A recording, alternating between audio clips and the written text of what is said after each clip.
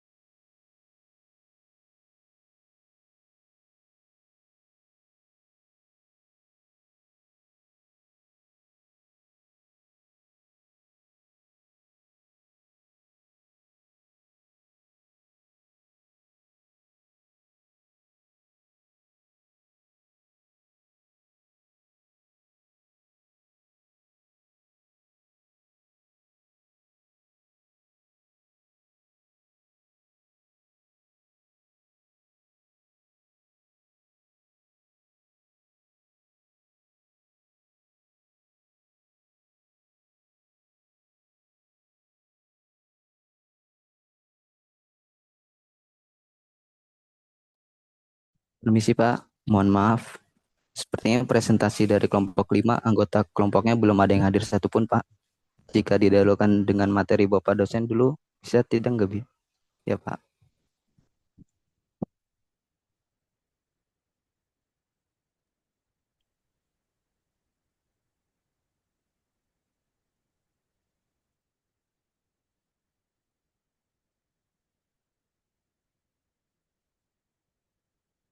Jadi kita akan belajar kembali terkait eh, konsekuensi syahadat. Ya, tentunya dalam pemahaman masyarakat secara umum gitu. Ya Pak, kolom chat sebentar. Oh ya, oke. Sering ada pertanyaan karena kita mungkin yang terlahir dari keluarga Muslim, kita tidak pernah secara sakral itu ya, secara independen kemudian mengucapkan syahadat yang disaksikan oleh orang lain, seperti halnya mu'alaf ya, yang berpindah agama kemudian mengucapkan syahadat ya. Sejatinya sama gitu, karena bahkan kita setiap hari ya dengan menjalankan sholat itu setiap tahiyat kita mengucapkan syahadat. Kita sudah berikrar dan kita sudah apa ya mendeklar ya, deklar Allah sebagai Tuhan kita, Muhammad sebagai Rasul Allah atau utusan Allah. Artinya ya konsekuensi apa yang harus kita emban, harus kita jalankan ketika kita sudah mengakui Allah sebagai Tuhan dan Muhammad sebagai Nabi kita. Itu dengan ya menjalankan segala perintahnya dan menjauhi segala larangannya. Intisali awamiri, wajtinabi, nawahi, dan iktiba pada sunnah Rasul, mengikuti sunnah-sunnah Rasulullah SAW. Sini juga terkait 6 arkanul iman. Oke. Di sini saya nanti akan menyampaikan 5 konsekuensi syahadat ya dalam bukunya Profesor Dr. Amin Rais ya, mantan Ketua Umum Pimpinan Pusat Muhammadiyah, dan juga terkait 6 pilar dari arkanul iman. Jika ada pertanyaan bisa langsung disampaikan, nggak apa-apa, atau respon diskusi. Pertama, konsekuensi syahadat itu berani mengatakan tidak pada suatu kebatilan. Dua, meniadakan apa-apa selain Allah. Ketiga, ya, sebagai bentuk proklamasi kita, declaration of life, ya, deklarasi kita. Dan keempat, bagaimana kita menerjemahkan apa yang sudah kita yakini, syahadat kita, yang menjadi konkret, menjadi sebuah amal soleh. Kelima, tentu dengan kita bersyahadat ada kriteria atau ukuran sesuai tuntunan ilahi ketika kita memutuskan sesuatu. Oke, pertama ya, berani mengatakan tidak pada kebatilan. Ya. Di sini Nabi mengingatkan kulil haq walau kana murron. Ya, sampaikanlah kebenaran walaupun itu pahit. Ya, ya. Tentu kita memahami ini bahwa kebenaran itu tidak selalu relevan dengan keinginan kita ya. Kadang keinginan kita bertolak dengan kebenaran. Tentu ini yang harus kita jaga dari syahadat kita. Kebutuhan syahadat kita ya dengan berani mengatakan tidak pada kebatilan.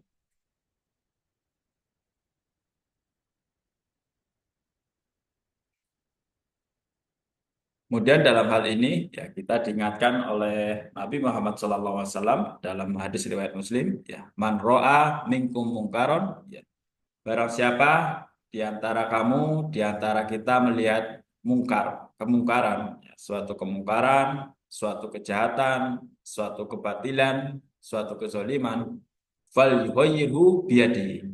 Maka kita wajib merubahnya. Tadi kan Bani mengatakan tidak pada kebatilan. Harus kita rubah biyadihi dengan tangan kita, dengan kekuasaan atau wewenang yang kita punya. Ini fardu kifayah ya, fardu kifayah. Artinya jika sudah ada orang lain yang menyampaikan kebenaran ini, tidak wajib bagi kita menyampaikannya ya. Tapi tentu wajib mendukung ya, mendukung kebenaran tadi.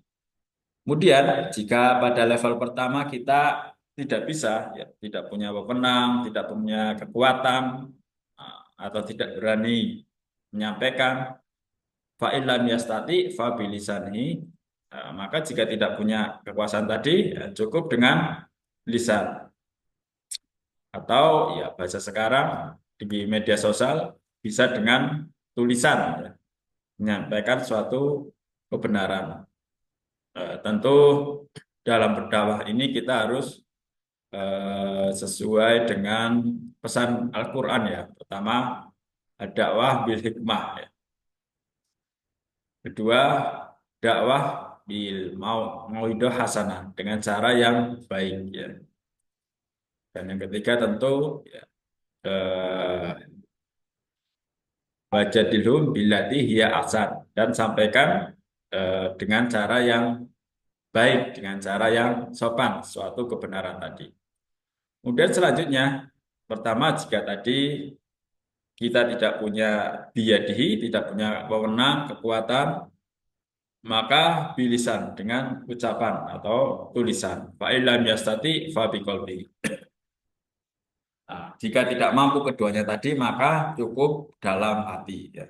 Dalam hal ini kita mendoakan agar mereka yang berbuat kemungkaran atau hendak berbuat kemungkaran, kejahatan, ya tidak jadi berbuat atau diberi hidayah.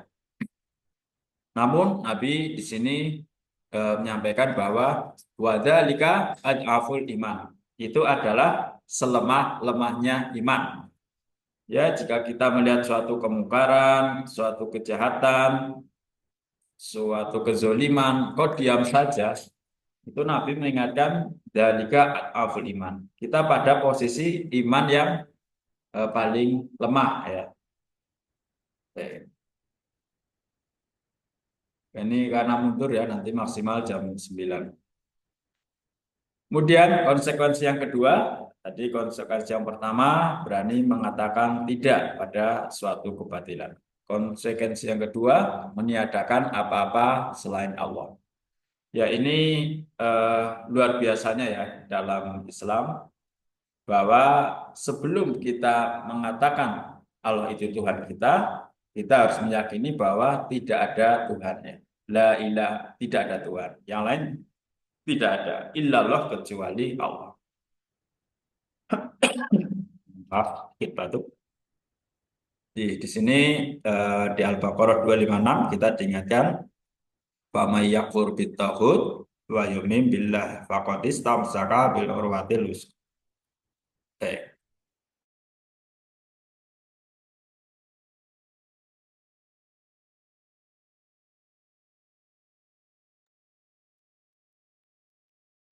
Jadi terkait kalimat tahlil tadi ya, kalimat la ilaha illallah, kita di sini disampaikan fama yakfur bitaghut, barang siapa yang ingkar kepada tauhid. Tauhid itu ya sesuatu yang kita anggap menyamai atau menandingi Tuhan atau kekuatan Tuhan. Ya, biasanya perilaku syirik ya. Faqadis tamsaka bil urwatil wuthqa. Jika kita sudah meniadakan tauhid tadi, kemudian kita beriman, maka kita sungguhnya telah berpegang kepada tali yang amat kuat.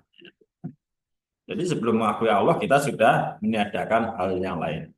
Tauhid itu bisa berupa kekuasaan atau cinta ya, yang melebihi cinta kita kepada Allah. Itu namanya tauhid.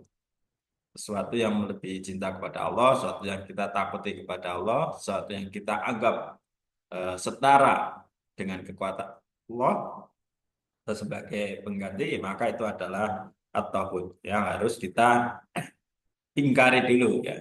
Kita harus mengingkari kekuatan-kekuatan yang lain dulu, baru mengakui Allah sebagai Tuhan. La ilaha illallah.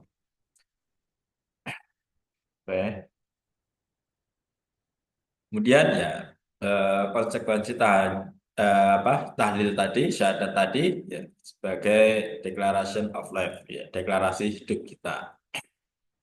Di sini Nabi eh, oleh Allah ya disuruh mengucapkan kul, katakanlah wahai Muhammad, inna solati, sungguhnya solatku, wa nusuki, dan ibadahku, wa mahyaya, dan hidupku, wa mamati, dan matiku, lillahi robbil alamin, untuk Tuhan seluruh alam.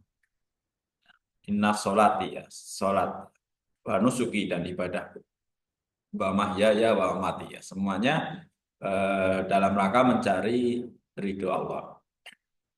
Karena itu yang pertama,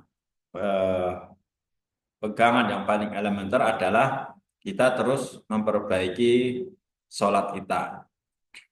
Karena Nabi berpesan, idza sholaha sholaha sairul awamirihi, wa idza fasadat fasada sairul awamirihi.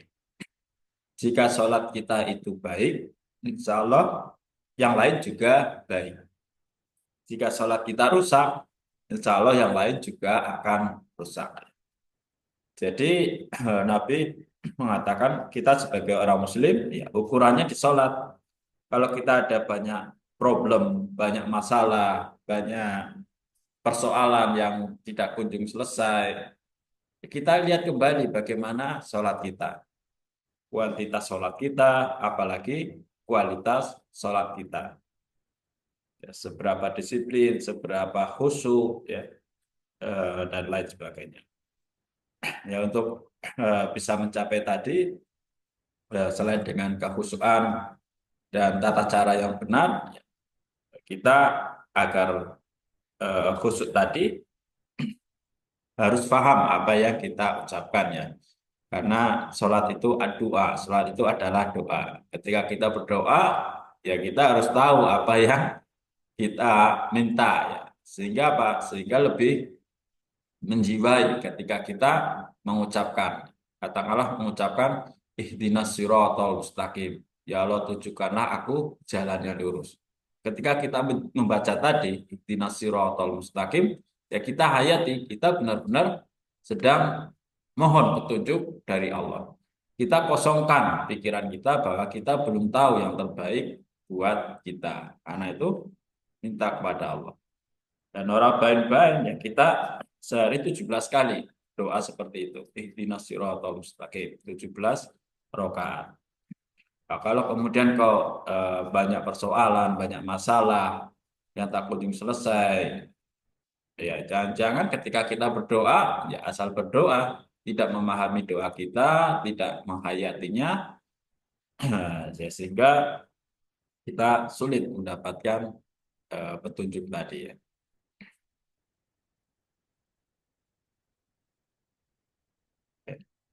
Kemudian konsekuensi yang keempat, menerjemahkan keyakinan kita menjadi amal soleh.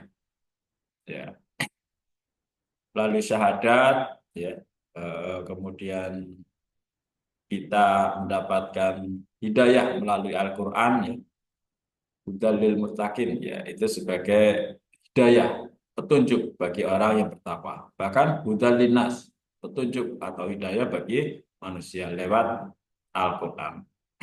Ya, lewat mengimani Al-Quran itu, kita iman ini harus kita sempurnakan dengan ilmu. Ya.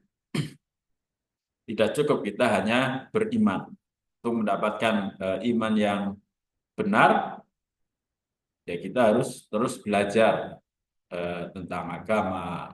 Bahkan untuk mengamalkan agama tadi, kita harus punya dua ilmu, ya, ilmu agama dan iptek atau ilmu pengetahuan umum. Ya. Nih, jadi eh, tauhid itu tidak berhenti pada ibadah ritual ya, tapi harus sampai pada ibadah sosial. Tidak cukup hanya tauhid personal ya, tapi harus menjadi tauhid sosial. Bagaimana menjaga keseimbangan hablum minallah dan juga hablum minal makhluk ya, dengan seluruh ciptaan Allah. Hablum minal khaliq wa hablum minal makhluk. Yang kelima, dalam bertauhid kita harus senantiasa memutuskan sesuatu sesuai tuntunan ilahi. Pertama, ya dalam faham Muhammadiyah, dalam setiap keputusan yang kita ambil, kita harus menggunakan tiga pendekatan ini. Ya. Tiga-tiganya digunakan, tidak boleh hanya salah satu. Ini untuk mendapatkan kriteria yang paripurna ya, kriteria yang holistik. Pertama adalah pendekatan bayani. Kita memutuskan ada nggak persoalan yang sedang kita bahas, sedang kita selesaikan, ada nggak di Al-Quran dan As-Sunnah Maqbullah. Ada, kemudian dipelajari tekstualnya seperti apa, kemudian dibantu dengan pendekatan yang kedua, yaitu pendekatan burhani atau dengan ilmu pengetahuan. Ya, di sini perlu melibatkan bukan hanya bayan ini lebih ke ulama ya atau ilmuwan ilmuwan agama ya atau ya para orang yang menguasai ilmu agama juga dengan burhani mereka yang menguasai ilmu ya. Sedang bahas persoalan kesehatan ya dengan pakar kesehatan sedang bahas apa teknologi industri ya terkait perspektif Islam ya harus melibatkan pakar teknologi industri. Karena itu di Muhammadiyah manhaj tarji ini ketika beristihad ya istihadnya kolektif ya bukan istihad personal. Kolektif melibatkan para pakar agama dan juga para pakar keilmuan sesuai disiplin ilmunya. Bahas kesehatan ya dengan ahli kesehatan, ekonomi dengan ekonom, politik ya dengan mereka yang menguasai bidang politik. Kemudian bayani ya, dengan Al-Quran dan hadis, burhani dengan ilmu pengetahuan, yang ketiga irfani dengan pendekatan hati nurani. Ya. Ini penting ya, artinya dibutuhkan kearifan dan kebijakan, arifan dan bijak bagaimana memutuskan sesuatu. Karena bisa jadi bayani dan burhani ini relevan di tempat yang lain, tapi di tempat satu tempat yang lain bisa tidak relevan. Dibutuhkanlah irfani atau kebijakan. Ya. Yang penting prinsip itu tidak ditinggalkan. Ya secara sederhana misalnya terkait pakaian. Substansinya ya dalam Al-Quran pakaian itu menutup aurat ya. Ya mau dia pakai sarung, mau dia pakai jubah, atau mau pakai celana jeans, ya itu bukan persoalan yang substantif ya. Yang substantif itu ya bagaimana menutup aurat. Ya irfaninya di sini ya sesuai budaya lokal masing-masing ya, kearifan lokal masing-masing. Kita orang Indonesia ya tidak harus memakai jubah ya, walaupun Nabi sendiri memakai jubah. Tapi prinsip yang Nabi kenakan itu yang menutup aurat. Nah, ini lima ya, lima konsekuensi tauhid dalam kehidupan. Oke, saya kira tadi sudah gitu. Kemudian ikrar syahadatain ya, asyhadu alla ilaha illallah seperti yang ada di logo Muhammadiyah. Logo Muhammadiyah selain 12 sinar matahari ada kalimat dua syahadat. Asyhadu alla ilaha illallah wa asyhadu anna Muhammadar Rasulullah. Akan memberikan dampak ya, jika dipahami secara benar.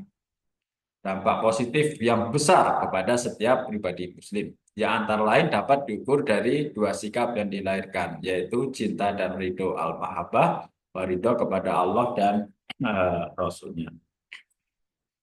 Tentunya eh, ya ikrar syahadat tadi dengan kita tahu artinya, memahami artinya, menghayati apa yang kita ucapkan, ya akan menumbuhkan kepribadian Muslim yang sebenar-benarnya. Muslim yang ya berani tadi mengatakan kebenaran, ya, dan Muslim yang eh, apa mewujudkan imannya menjadi amal yang konkret di tengah-tengah masyarakat. Kemudian ini untuk PowerPoint sudah saya posting ya. Oke, kita langsung ke Arkanul Iman. Ada 6. Pertama, iman kepada Allah. Dalam bukunya Allah Jalla Jalla Luhu Said Hawa mengubahkan teori fenomenologi yang mencakup 9 fenomena untuk membuktikan Allah itu ada dan kuasa. Ini pembuktian bahwa Allah itu ada. Fenomenologi yang pertama adalah terjadinya alam. Ya, tentu kita secara akal sehat ya, secara logis, rasional meyakini bahwa segala sesuatu itu ada, pasti ada penciptanya, pasti ada yang membuat. Tidak mungkin ujuk-ujuk itu ada. Dalam kehidupan sehari-hari pun pasti kita mendapati itu. Kemudian ada kehendak, ya, kehendak dari sang pencipta ya. Apa kehendaknya dengan menciptakan alam, ya, manusia dan juga perangkatnya ya. Kemudian adanya kehidupan, kematian ya. Tentu ada yang eh, dipertanggungjawabkan.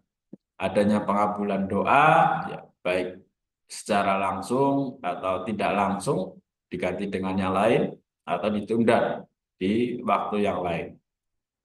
Kemudian adanya hidayah, petunjuk, adanya kreasi, hikmah, inayah, dan kesatuan.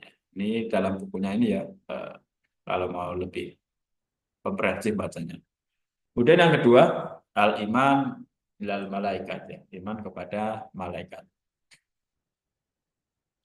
Makhluk surgawi yang diciptakan Allah dari cahaya untuk melakukan tugas tertentu yang diberikan kepadanya. Ya, ini hal-hal yang gaib ya. Oke. Saya kira ini sudah lah ya, sudah paham ya, tugas dan malaikat. Kita coba bahas yang filosofisnya saja. Kemudian para nabi dan rasul ya.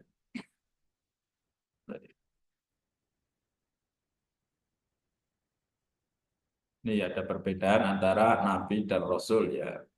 Nabi itu ditinggikan atau pembawa berita. Jadi jumlah nabi menurut beberapa ulama ada yang mengatakan sampai ratusan, bahkan ada yang ribuan. Mereka hanya mendapatkan an-naba, berita, tapi tidak wajib untuk menyampaikan.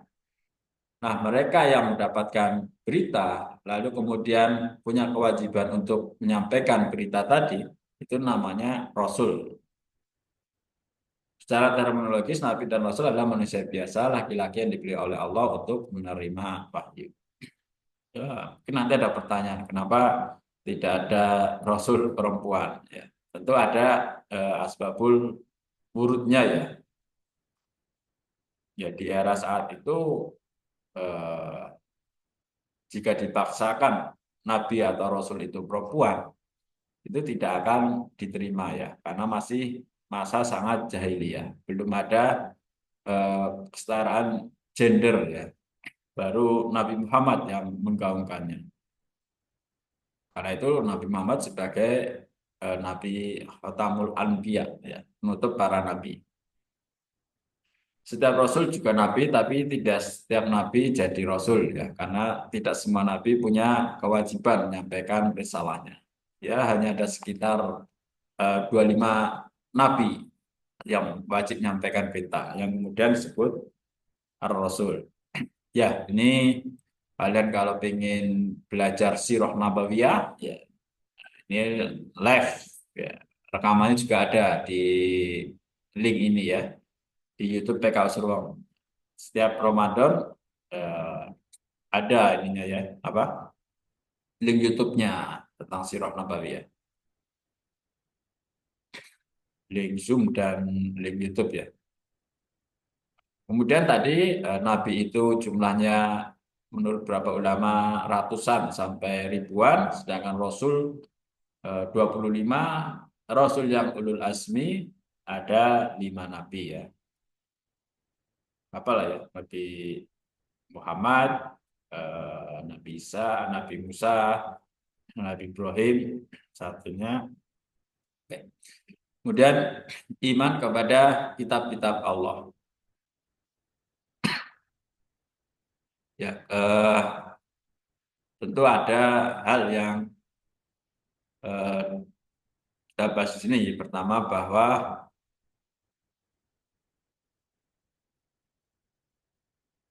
kenapa bunyinya kitab-kitab, kenapa iman itu tidak hanya cukup kepada Al-Quran ya. Padahal Al-Quran ya eh, penyempurna atau pembeda ya. Ya ini artinya sebenarnya munculnya Al-Quran itu ketika Injil ya, Injil dan Taurat ya itu disalahpahami oleh pengikut Nabi Isa dan Nabi Musa. Nah, Al-Quran ini hadir ya untuk menengahi persoalan yang muncul di Taurat dan Injil. Kitab Taurat itu adalah kitab hukum. Dipahami oleh pengikut Musa menjadi terlalu radikal ya, menjadi terlalu radikal, menjadi terlalu keras, kejam terhadap suatu hukum. Tapi kemudian turun Injil melalui Nabi Isa.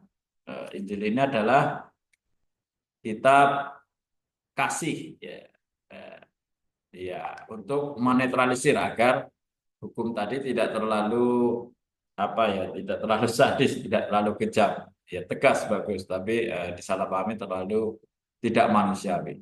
Tapi kemudian Injil pun dipahami oleh umatnya, umat Nasrani menjadi terlalu toleran. Akhirnya ya hukum tidak tegak lagi. Al-Quran menengahi ya, antara Taurat dan Injil ini bagaimana agar hukum tetap jalan tapi dengan manusiawi ya, tidak lebay, tidak berlebihan. Fungsi Al-Quran terhadap kitab sebelumnya, nasih baik lafaz maupun hukum, muhaimin sebagai batuan ujian terhadap kitab terdahulu, menguatkan kebenaran kitab sebelumnya. Ya karena banyak yang diselewengkannya. 5. Iman kepada hari akhir. Hari kehancuran alam semesta, kebangkitan seluruh umat manusia, dikumpulkannya manusia di padang mahsyar, perhitungan amal hisab, perbandingan amal surga atau neraka. Nah, di sini ya, muncul persoalan ya. Banyak hadis-hadis terkait iman kepada akhir ini, hadisnya belum tervalidasi dengan baik. Ya seperti munculnya Dajjal dengan mata kepala satu di jidat. Ada beberapa ulama mengatakan hadis itu tidak sahih ya. Nah, ada yang kemudian berpendapat Dajjal itu bukan dalam bentuk makhluk fisik ya, tapi dalam bentuk ideologi, dalam bentuk pemahaman, ya. Pemahaman yang akan menyesatkan. Ya bisa jadi sekularisme itu Dajjal ya, sekularisme terus materialisme ya, itu Dajjal ya. Karena ulama-ulama kontemporer meyakini Dajjal itu bukan dalam bentuk fisik, tapi sifat ya, sifat ya, tadi yang menjauhkan dari nilai-nilai Islam. Next, ya, ini terakhir rukun iman yang keenam, iman kepada qada dan qadar. Ya, ini merupakan hal yang paling rumit ya, untuk dipelajari daripada iman-iman yang lain ya, terkait qada dan qadar. Secara umum ya Muhammadiyah memahami qada dan qadar atau takdir ini ada dua ya. Pertama adalah takdir mubram, yang kedua adalah takdir mu'allaq. Takdir mubram ini adalah takdir yang sudah ditulis di Lauhul Mahfuz dan tidak mungkin dapat dirubah. Mau berdoa seperti apapun, mau ikhtiar seperti apapun, takdir itu tidak mungkin dirubah. Seperti Allah mentakdirkan bahwa seluruh makhluk pasti akan mati. Kullu nafs dha'iqatul maut. Setiap makhluk pasti akan menemui ajalnya. Itu tidak bisa dirubah. Tetapi kematian seperti apa yang kita inginkan, yang su'ul khotimah atau husnul khotimah, itu adalah takdir mu'alaq. Takdir yang bisa kita ikhtiarkan, takdir yang bisa kita doakan agar kita husnul khotimah. Termasuk di dalamnya para ulama meyakini rezeki itu juga takdir mu'alaq, ya. Takdir yang relatif, takdir yang bisa diupayakan dengan doa dan ikhtiar atau dengan ilmu. Sekalipun sudah ditulis di Lauhul Mahfuz, itu bisa ya, seperti dalam Ar-Rod ayat 11, Innallaha la yughayyiru ma biqaumin hatta yughayyiru ma bi anfusihim. Allah tidak akan merubah takdir seseorang, suatu kaum, kecuali dia sendiri yang merubah. Artinya takdir malak ini ada ruang. Allah memberi ruang bagi kita untuk merubahnya menjadi sesuai yang kita inginkan dengan doa maupun dengan ikhtiar, ya. Nah, ini juga dikuatkan misalnya dengan hadis Nabi, dengan rajin silaturahim maka rezeki kita akan dilapangkan. Dan itu rasional sebenarnya. Karena silaturahim itu kan membangun jejaring. Dengan membangun jejaring, tentu jaringan kita semakin luas, tentu rezeki kita juga potensial semakin luas. Dan itu rasional ya. Karena sebenarnya Islam juga agama yang rasional ya, jika kita pahami substantifnya ya.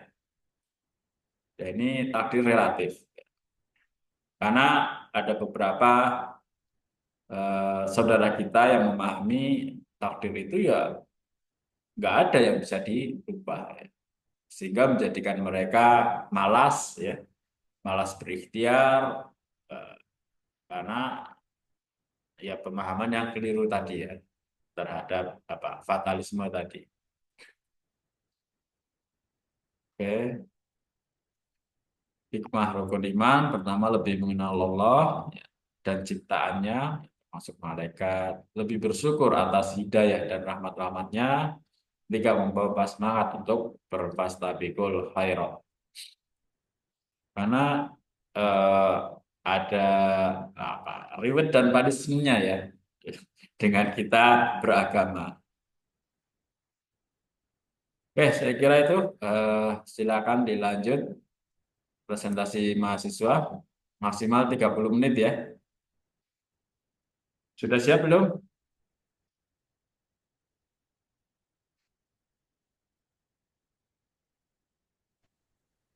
Permisi Pak, Ji? yang presentasi kan kelompok saya nggih. Cuman kayaknya belum pada join Pak. Neng misal presentasi sendiri nggak apa-apa Pak. Siapa? Oh, Bapak ya, Kalau Bapak misal silakan. Nggak apa-apa. presentasi sendiri nggak Pak? Ji, nggak apa-apa. Nanti Oh kita nggih, terima slide. kasih Pak. Ji, silakan. Masya Allah.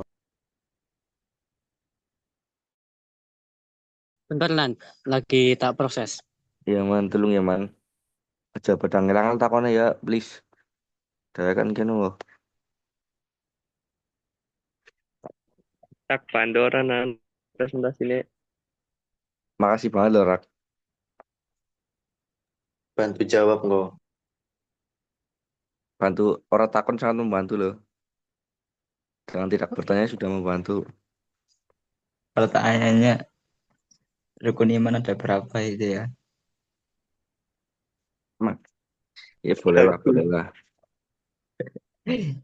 Rukun iman ada satu. Iman Guru Saputro. Mas Guntur Saputro, siap, siap, siap, siap.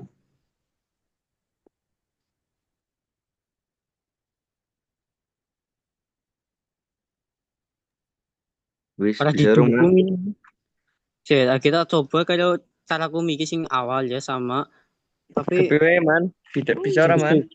kesalahan jenis dokumen tidak didukung. Pilih gambar atau dokumen PDF. Gue sih file apa ya? Di delete man. PPT. PPT best friend. Bentar, bentar, bentar. Bentar, bentar, bentar, bentar.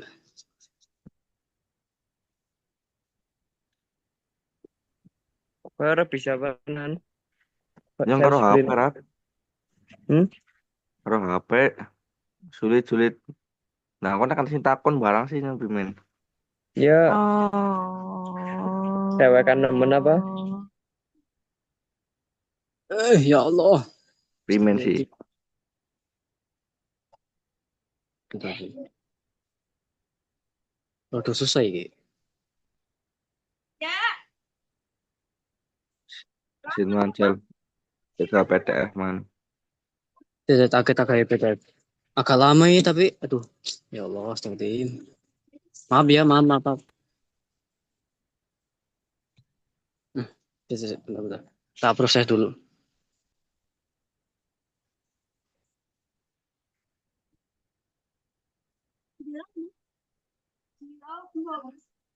Imposcore. Sit. Aduh, bentar nih. Aduh. Mau. Ya, kita edit ya.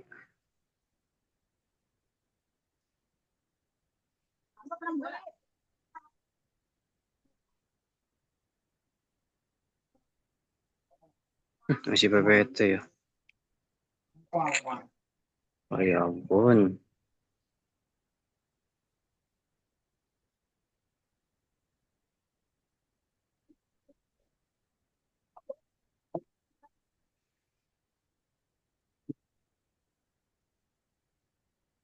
Bagus enggak?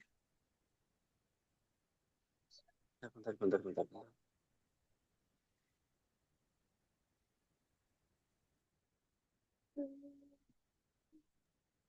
Jujur aja. Jajal sing laptop ana enggak? Ada enggak? Dia Jaki jajal. Lagi ditolong Jakinya. Alhamdulillah. Kesuwun sak. Pangapura nih. Laptopku enggak jadi kok. Lanjut Jak, lanjut Jak.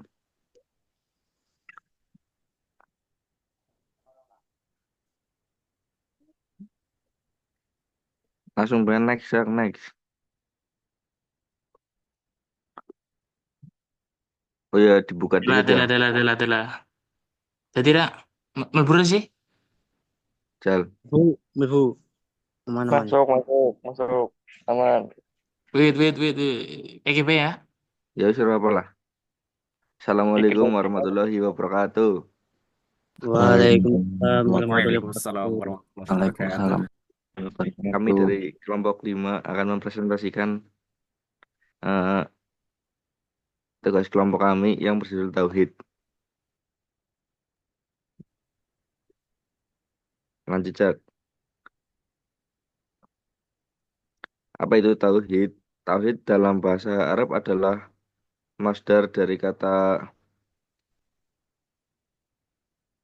wahid, wahud, wahud yang berarti mengesahkan apa adapun menurut istilah tauhid adalah meyakini akan keesaan Allah Subhanahu wa taala dalam rububiyah, penciptaan, pemeliharaan dan pemilikan, uluhiyah, ikhlas beribadah kepadanya dan dalam al-asma wa sifat nama-nama eh, nama-nama dan sifatnya. Dan tauhid apabila dimutlakan maka maknanya adalah memurnikan seluruh peribadatan hanya untuk Allah Ta'ala.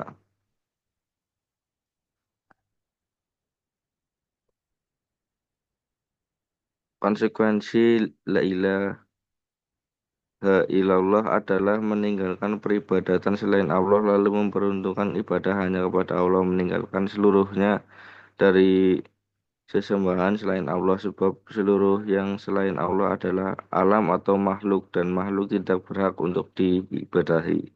Al-Quran juga menjelaskan dalam surat Al-Baqarah ayat 163 yang artinya, Tuhan, kamu adalah Tuhan yang Maha Esa, tidak ada Tuhan selain Dia yang Maha Pengasih, lagi Maha Penyayang.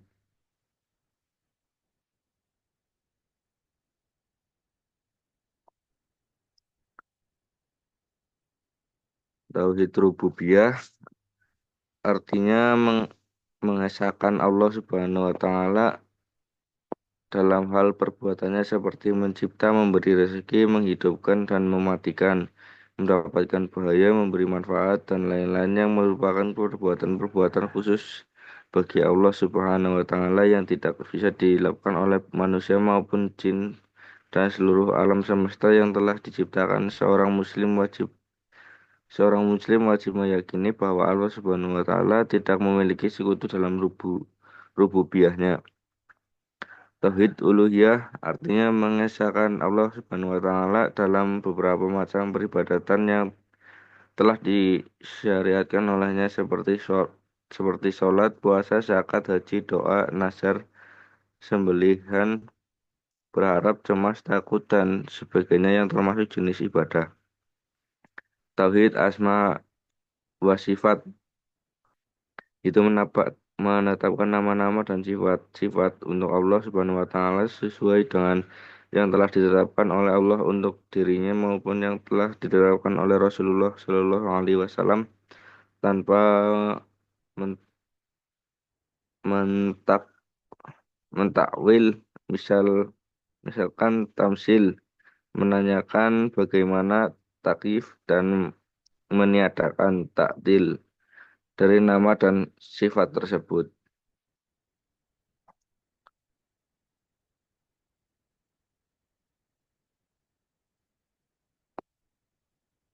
Next, Jack.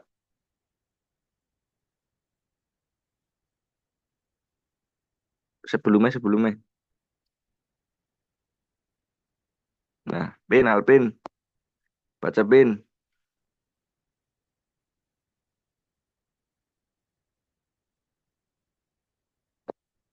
Selanjutnya akan dibacakan oleh Alpin.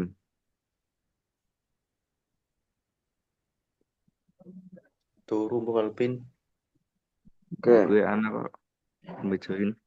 Serta juga ada beberapa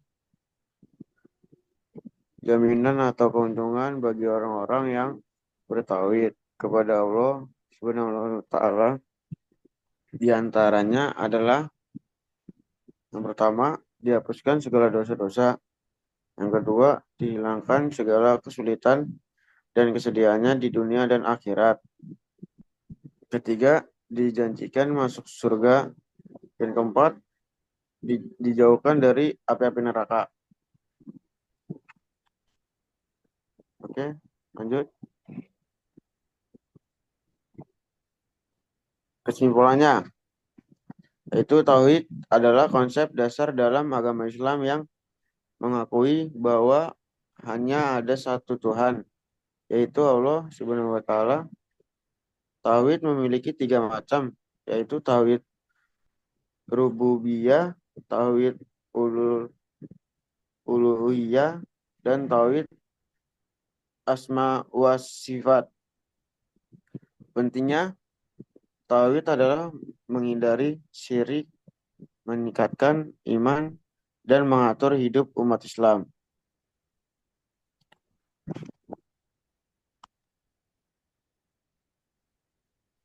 Baik, terima kasih. Sekian presentasi dari kami.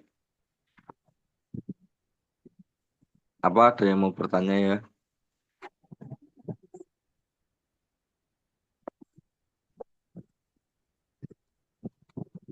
Apakah ada yang ingin bertanya?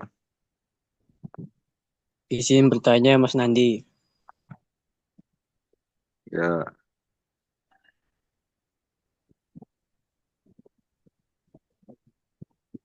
oh, Izin nanya, Nan. ya, Enggak ya sebelum yang ini. mau. Tadi ingin Slide dulu apa ya? 6, slide 6, slide Iya. 6. Tapi ini bisa dulu nggak apa-apa, Raka. Ya wis monggo Rak. Slide Gimana 6 Rak? coba. Mas Caki ke slide 6. Cek. Ini pertanyaannya.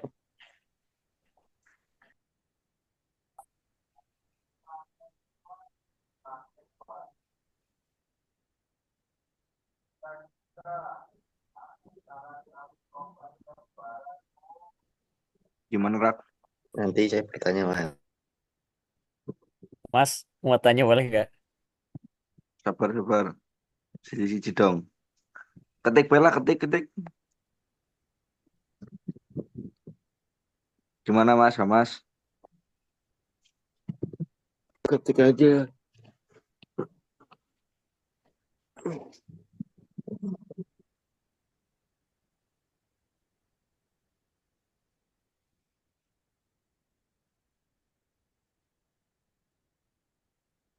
Bagaimana Pertanyaan saya menjelaskan? terkait dengan tauhid. Jika Allah tidak membutuhkan tauhid kita, mengapa Allah memerintahkan manusia untuk mentauhidkannya dalam Al-Quran? Tak ketik ya. Jika Allah tidak membutuhkan tauhid kita, kenapa kita mentauhidkan Allah? Karena kita yang butuh Kenapa Allah, bukan Allah yang butuh kita, memerintahkan Mas. manusia untuk mentauhidkannya dalam Al-Quran? Hmm.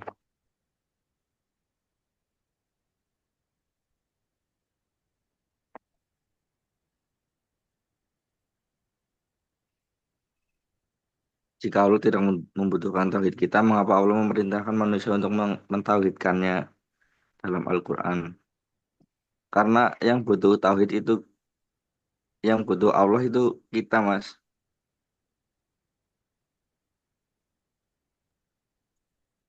Ini dari Mas Obran, bagaimana penjelasan tentang tauhid rububiyah, uluhiyah, dan asma wa sifat dalam perspektif Islam. Itu di slide tadi udah ada Mas penjelasannya. Di slide berapa ya? Di slide 4 ke 4 atau 5 ya? Di slide 5 kalau nggak salah tadi Mas.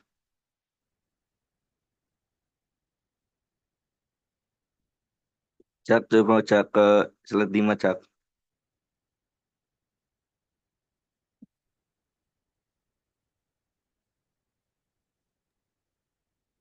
Apaan? Slide 5 Jak, slide 5.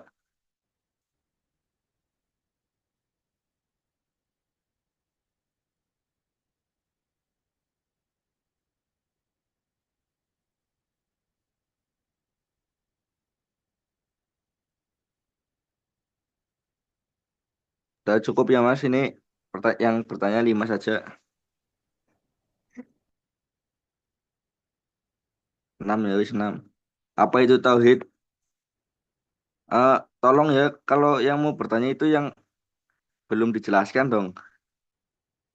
Ini tauhid rububiyah, tauhid uluhiyah, tauhid asma wa sifat itu kan udah ada. Itu kan untuk pembagiannya. Sedangkan secara tauhid sendiri itu ada pengertiannya sendiri gitu loh maksud saya. Ya kan di awal udah ada Mas. Ya, ya terjawab maning berarti ya. Iya boleh.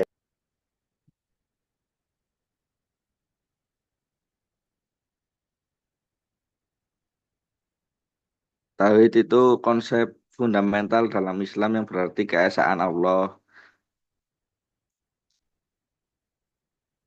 Kata tauhid berasal dari bahasa Arab at-tauhid yang berarti mengesahkan atau menjadi satu dalam ajaran Islam. Tauhid adalah keyakinan bahwa hanya satu Tuhan, yaitu Allah yang tidak memiliki sekutu, anak atau perbandingan dalam sifat dan kekuasaannya. Begitu Mas Oleh. Baik Mas.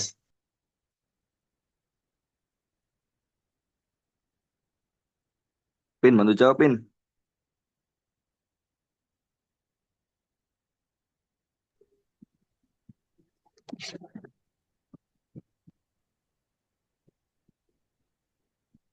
Oh.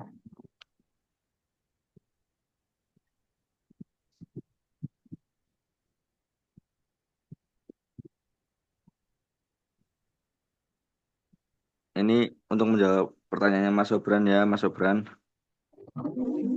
Tauhid rububiyah artinya mengesahkan Allah Subhanahu wa taala dalam perbuatannya dan mencipta, memberi rezeki, menghidupkan dan mematikan, mendatangkan bahaya, memberi manfaat dan lain-lain yang merupakan perbuatan-perbuatan khusus bagi Allah Subhanahu wa taala yang tidak bisa dilakukan oleh manusia maupun jin dan seluruh alam semesta yang telah diciptakan. Seorang muslim wajib meyakini bahwa Allah Subhanahu wa taala tidak memiliki sekutu dalam rububiyahnya. Tauhid uluhiyah artinya mengesahkan Allah Subhanahu wa taala dalam beberapa macam peribadatan yang telah disyariatkan olehnya seperti sholat, puasa, zakat, haji, doa, nazar, sembelihan, berharap, cemas, takut, dan sebagainya yang termasuk jenis-jenis ibadah. Tauhid asma wa sifat yaitu menetapkan nama-nama dan sifat-sifat untuk Allah Subhanahu wa taala sesuai dengan yang telah ditetapkan oleh Allah untuk dirinya maupun yang telah ditetapkan oleh Rasul Shallallahu Alaihi Wasallam tanpa mendakwil, tamsil, taktif, dan tatil dari nama dan sifat tersebut. Terus jawabannya sama nih kayak aneh Hamas.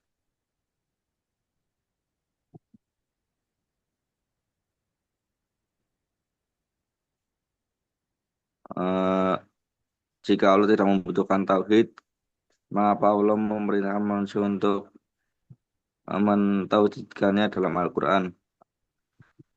Yang pertama, tauhid adalah fitrah manusia. Terus tauhid itu menjadi sebab keselamatan dan kebahagiaan. Tauhid adalah bentuk ujian. Empat, tauhid menjaga manusia dan kesyirikan dan kebinasaan. Gitu ya Mas Amas. Cukup ya. Ya, cukup ya. Oke, Mas. Terima kasih. Oke, oke. Terima kasih. Cirolu 4 menem. Soleh wis, Sobran wis, Iwis. Restu apakah tauhid mengimplikasikan penolakan terhadap suatu bentuk ibadah?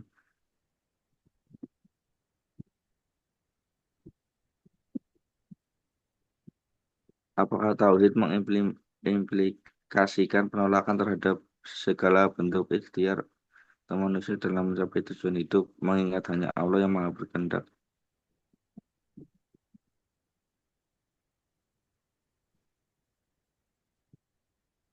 Ini gimana tuh pertanyaannya tuh?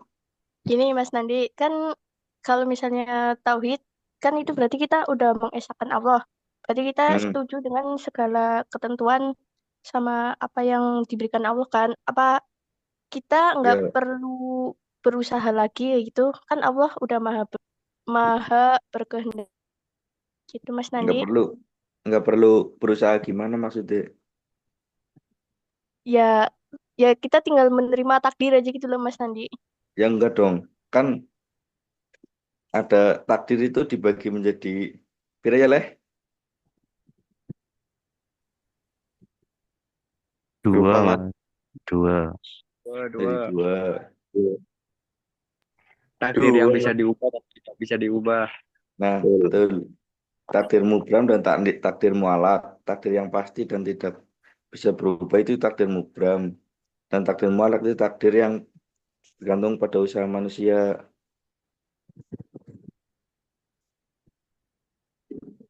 Jadi kita nggak bisa cuma menunggu takdir. Setidaknya ada duit, doa, usaha, ikhtiar, dan tawakal. Masya Allah. Semua itu butuh duit, doa, usaha, ikhtiar, tawakal. Oh, duit itu singkatan ya Mas Nandi? Betul, betul. Singkatan. Oh gitu. Lanjut. Jadi itu, udah itu, cukup itu. Mas. Ya, makasih tuh. Apakah orang yang menyalakan petasan termasuk suatu hal yang syirik? Karena dalam suatu perayaan terdapat orang-orang non-muslim ketika perayaan menyalakan petasan atau kembang api. Oleh karena itu menyerupai kaum musyrikin. Tergantung keyakinan masing-masing ya Mas. Eh, Tergantung niatnya itu buat apa. Kalau emang niatnya buat kesyirikan ya kan ada hadis yang menyatakan inamal a'malu binniyah kan. Lanjut. Ini jawab no, Amar punya Amar ya. Berarti eh, bukan termasuk hal yang syirik ya Mas. Insya Allah. Kalau salah koreksi ya. Maaf ini Pak. Tapi mubalah bakari Iya, mercon duit izin. tenteng. Iya. Tapi mbok ngerasa syirik. Izin nambahkan, boleh atau tidak? Monggo monggo. Baik ya. Saya Muhammad Solhan NIM 32, Pak. Nah, di sini kan pertanyaannya apakah orang yang menyalakan petasan termasuk suatu hal yang syirik? Nah, dari pertanyaan Jen udah jelas bahwasanya ini cuma menyalakan ya, bukan apa maksudnya kayak bukan niat misalkan kayak ada aliran baru gitu di mana nyembah Tuhannya itu dengan menyalakan petasan. Nah, itu kan berarti tidak boleh. Kalau hanya sekedar menyalakan ya itu tergantung dari orangnya sendiri. Kalau misalkan dia mampu ya silakan. Maksudnya mampu menahan resiko ya misalkan kebeledokan itu tubuhnya hancur kan itu resiko. Ini maksudnya untuk perayaan ya apa yang terakhir ini menyerupai kaum musyrikin, menyerupai. Ya sebenarnya benar tadi kata Mas Nandi, segala sesuatu itu tergantung pada niatnya. Di dalam hadis Arba'in nomor 1 itu kan tentang ini niat, inamal a'malu binniyat. Nah itu segala sesuatu tergantung pada niatnya ya. Kalau niatnya cuma buat have fun atau untuk senang-senang, mungkin tidak masalah, asalkan tidak menguras kantong, asalkan tidak merugikan orang lain. Menurut saya itu tidak masalah. Mungkin begitu Mas Amar. Oke, siap diterima. Oke, makasih dengan Mas Nandi dan Mas Soleh. Ya, terima kasih, terima kasih. Ini Mas terakhir Amar. punya Mas Raka ya. Eh, Apa dasarnya eh, jaminan orang yang bertauhid dari Al-Quran atau hadis? Jabarkan dari hadis dan Al-Quran ya Mas. Iya, tadi kan PPT Anda menjelaskan katanya ada jaminan. Nah, terus di situ dasar hukum dari jaminan itu apa? Kalau ada ya jabarkan. Terima kasih. Ada di Quran surat An-Nisa ayat 116 yang artinya sesungguhnya Allah tidak akan mengampuni dosa syirik dan dia mengampuni segala dosa yang selain dari itu bagi siapa yang dikehendakinya barang siapa yang mempersekutukan Allah maka sungguh ia telah tersesat jauh. Terus ada lagi dari hadis riwayat Muslim nomor 93. Barang siapa yang mati dalam keadaan tidak menyekutukan Allah dengan sesuatu apapun maka dia akan masuk surga. Terus ada juga dari surat An- Al-An'am yang artinya ayat 82 yang artinya orang-orang yang beriman dan tidak mencampur adukan iman mereka dengan kezaliman mereka itulah yang mendapatkan keamanan dan mereka itu adalah orang-orang yang mendapat petunjuk dan masih banyak lagi Mas. Baik, terima kasih atas jawabannya. Sangat memuaskan, Mas Oke. Nandi. Baik, terima kasih. Terima kasih teman-temannya sudah berpartisipasi dalam diskusi setelah presentasi ini. Mohon maaf atas keterbatasannya.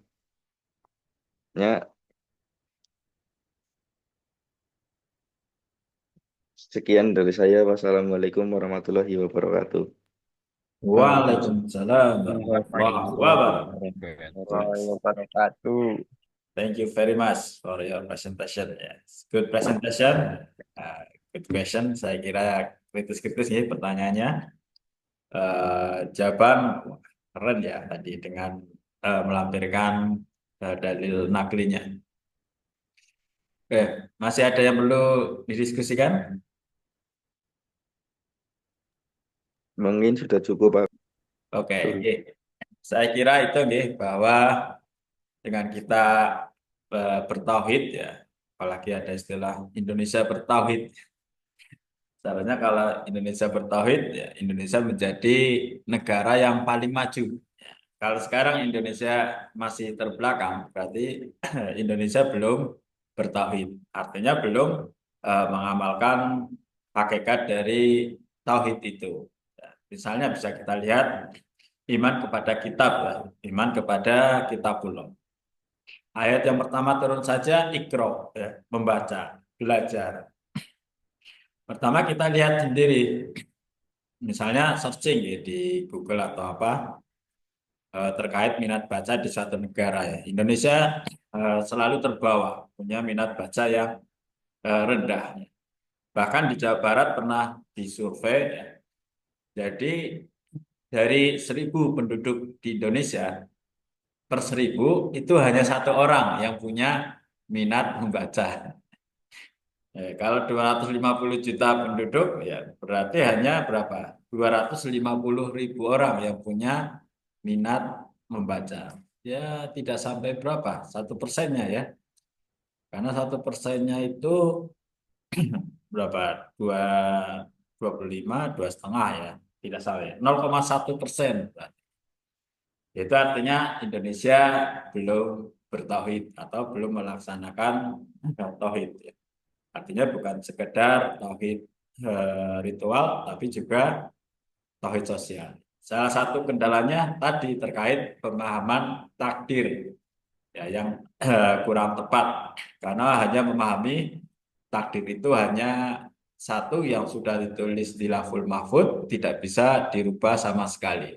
Padahal kalau kita pelajari lebih dalam Al-Quran itu ada takdir mubram, takdir yang tidak bisa dirubah, ada juga takdir mu'alaq, takdir yang sifatnya sunatullah, masih bisa dirubah sesuai dengan ikhtiar kita dan doa kita.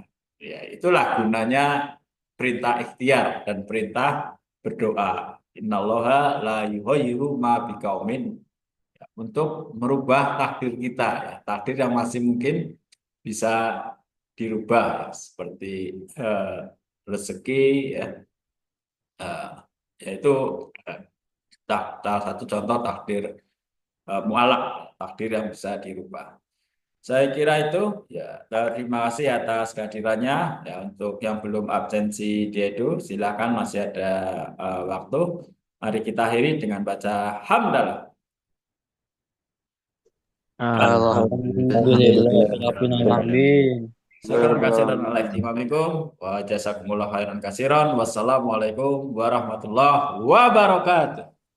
Waalaikumsalam warahmatullahi wabarakatuh. Terima kasih, Pak. Iya, sama-sama. Terima kasih, Pak. Iya, you're welcome. Izin end meeting.